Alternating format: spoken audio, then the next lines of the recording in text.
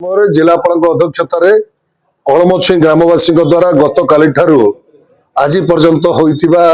GM office रे गत काली धारणा देइथिले ग्रामवासी एवं आज बलराम पोखरिया खदान एवं हिंगुला पोखरिया खदान कलमछुई ग्रामवासी मान द्वारा बंद करा जायछि जहाँकि धर्मघट होइछि। तार परिप्रेक्षी आज जो बैठक उपजिलापाल अध्यक्षतार जीएम हिंगुला क्षेत्र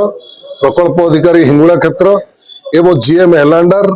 एवं ग्राम सभापति कलमछुई ग्राम संपादक कलमछुई एवं ग्रामवासी बृंदक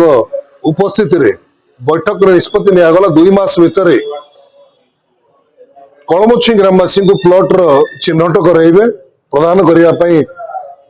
प्रतिश्रुति देइछंती एवं लोक मानकर पीडीएफ लिस्ट को